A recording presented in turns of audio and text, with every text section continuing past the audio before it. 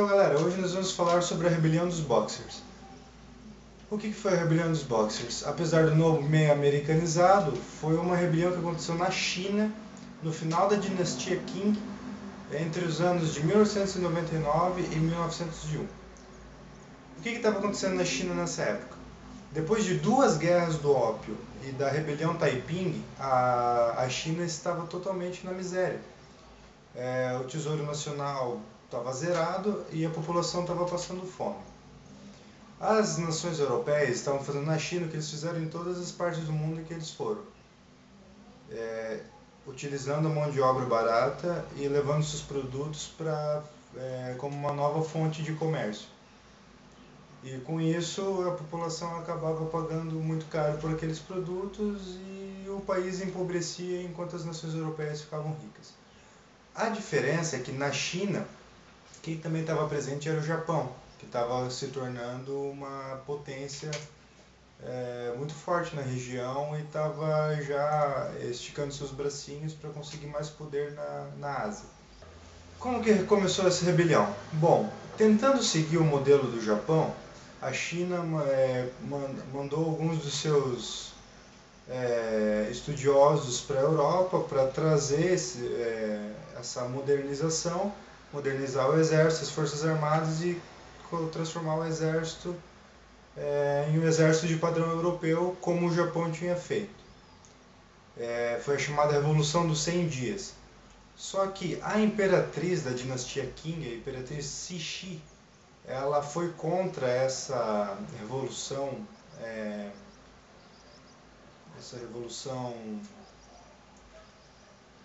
não é bem uma revolução cultural, mas uma revolução tecnológica do exército e das forças armadas, por exemplo.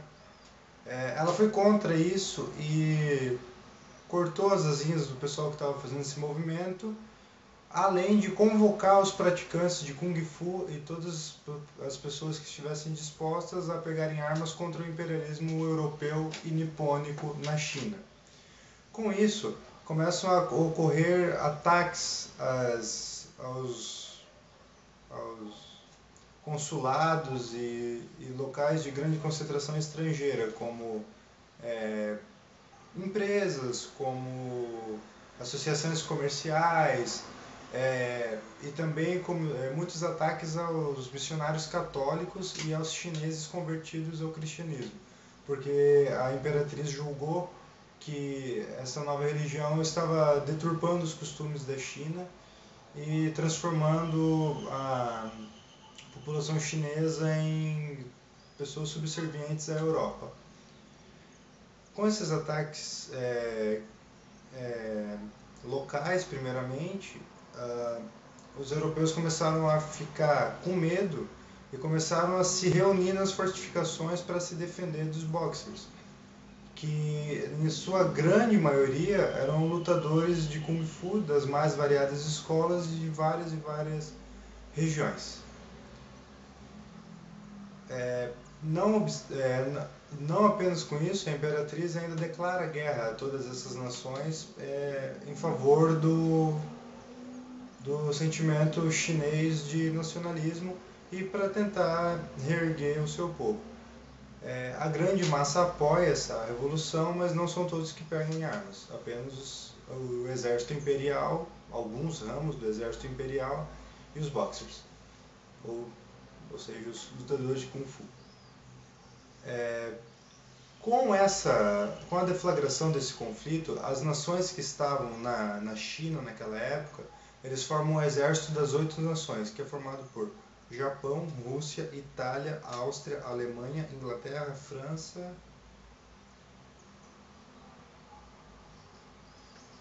Estados Unidos. Eles conseguem formar, unidos, um exército de 50 mil soldados.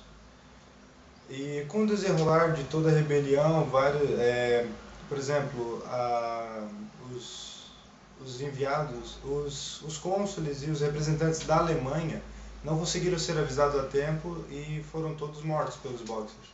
As outras conseguiram se unir e conseguiram formar esse exército das 8 nações para lutar contra essa rebelião.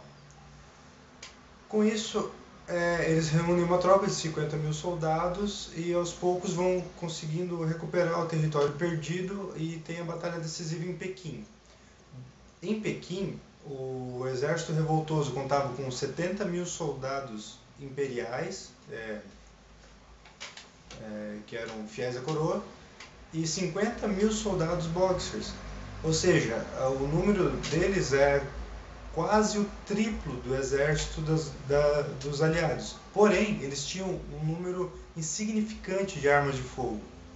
Então a luta se deu de punhos, espadas e lança contra canhão, rifles, as primeiras metralhadoras, e a batalha acabou sendo vencida em um dia.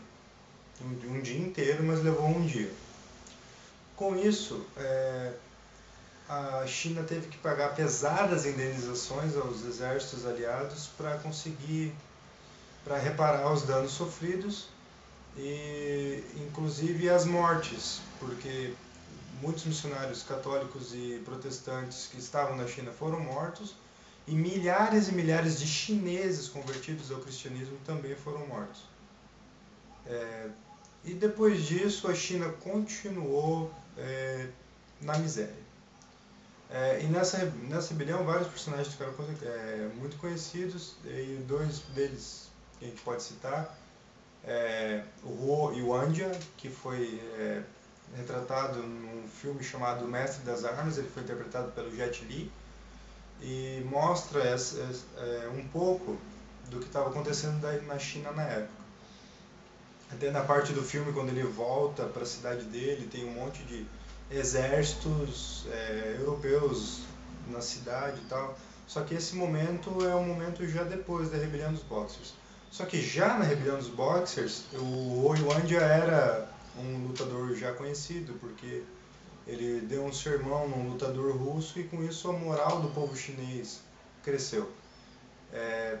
Ele morreu em 1910 depois de uma doença grave, só que muitos historiadores acham que ele pode ter sido envenenado, não tem nada comprovado. No filme mostra que ele é envenenado, mas não tem nenhuma prova concreta.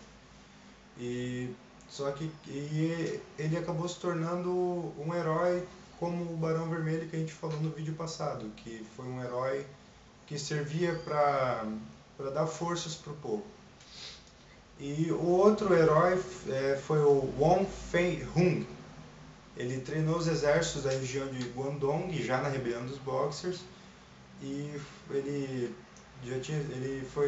sistematizou muitos tipos de Kung Fu, porque são vários tipos, e vários dele foi ele que sistematizou, e ele treinou os exércitos da província de Guangdong para lutar na rebelião dos Boxers. Ele é retratado no filme Iron Monkey. Depois disso, o Japão acaba ganhando prestígio com as nações europeias e acaba chamando a atenção por ser um país poderoso no meio de vários países muito pobres. O Japão se destaca.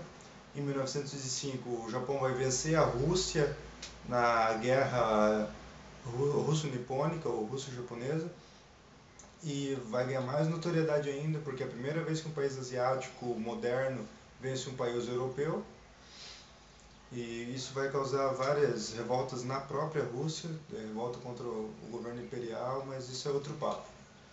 E muitos historiadores também atribuem a essa rebelião